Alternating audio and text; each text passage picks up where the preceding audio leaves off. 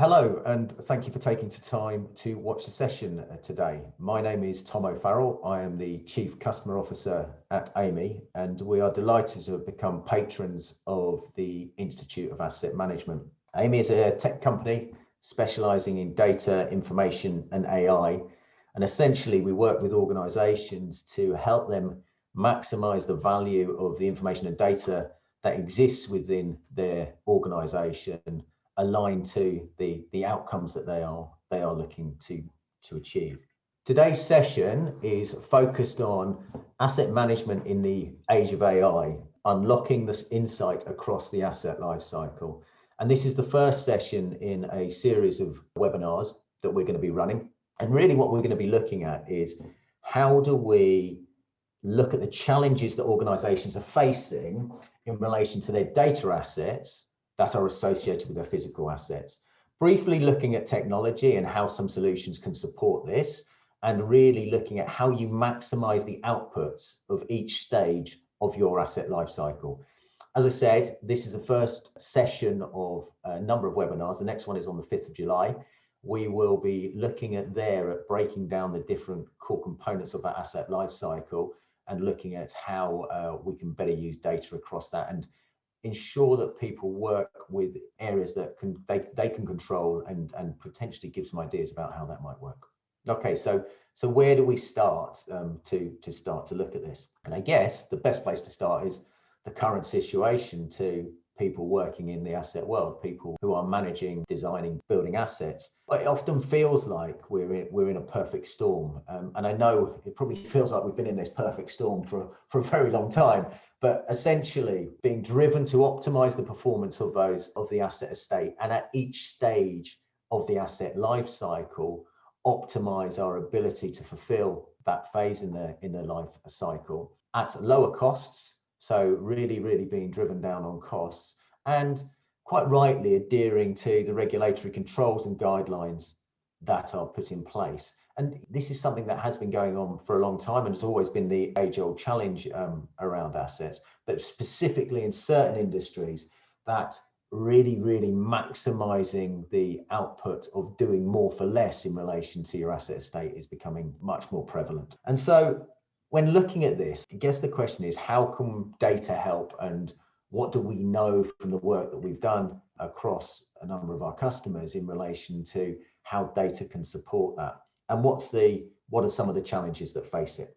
So often we find in the asset world, you'll find different people working in different groups across that life cycle. And that's for very valid reasons, in so much as there are skill sets that support different roles within different stages of the asset life cycle. So, and that will also be driven by having different organizations that might have different skills.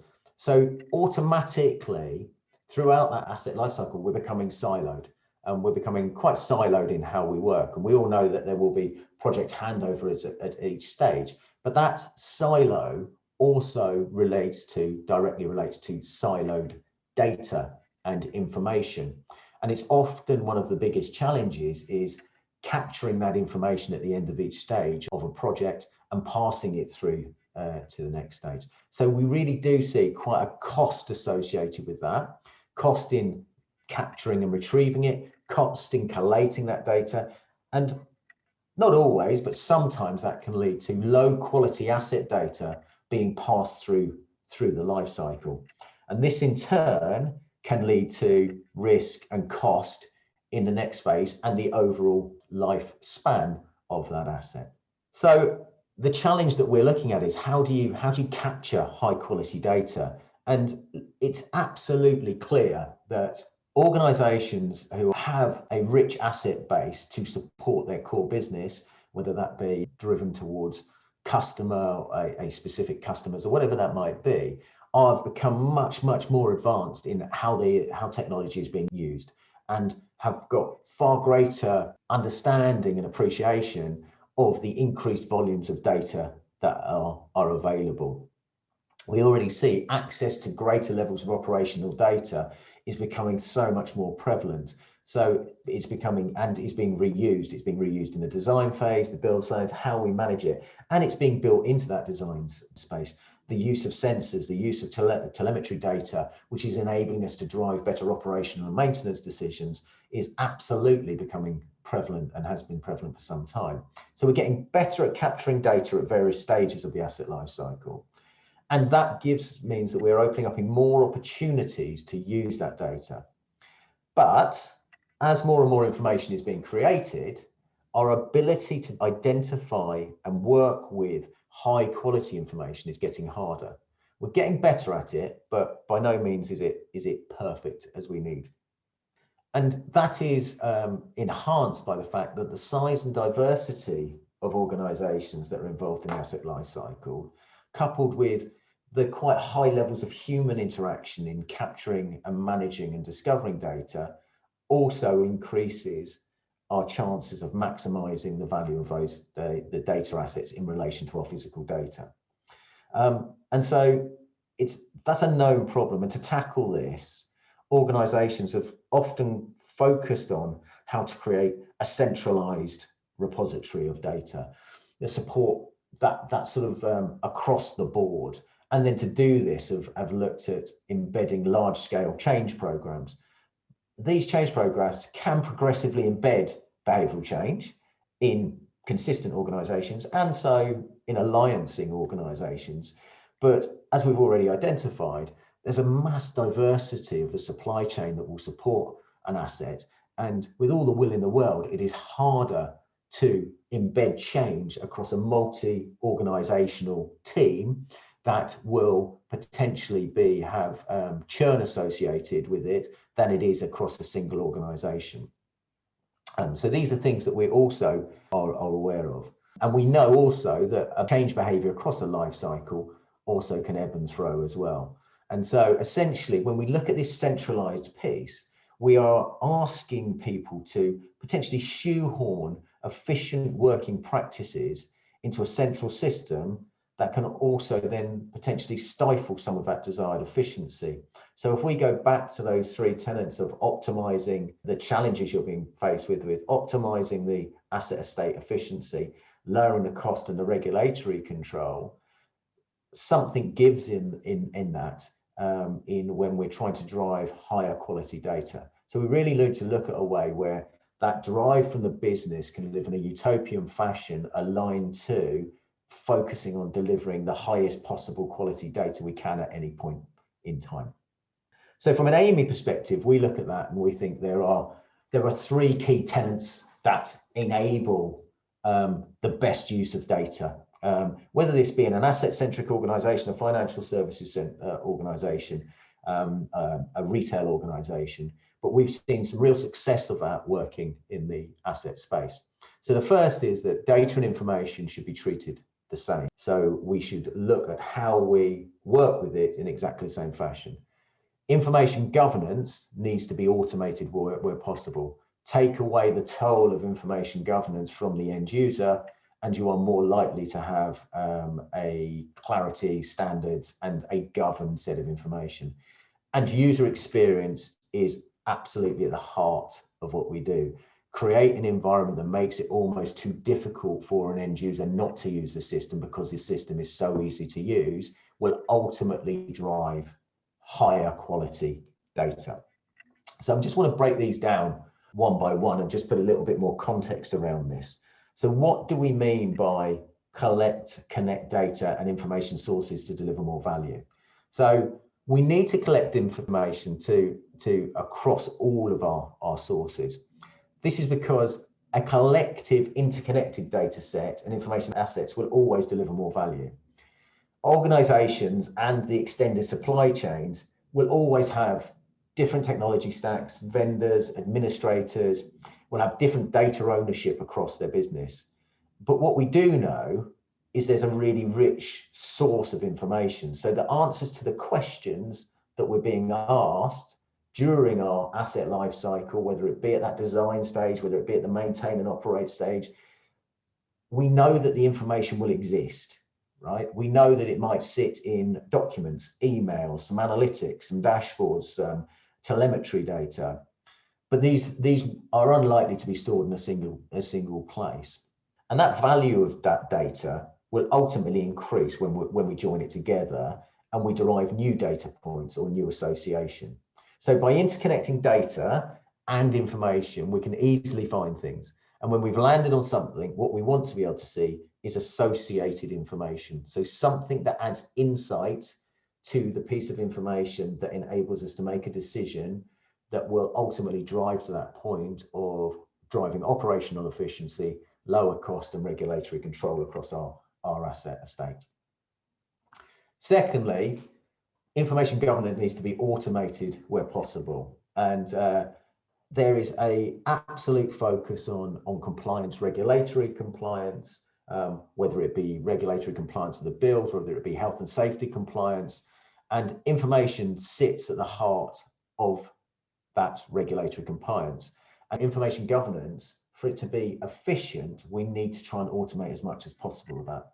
Now, I'm sure many people have been in organizations who have often tried to put tools in place to help implement and govern their information and become compliant.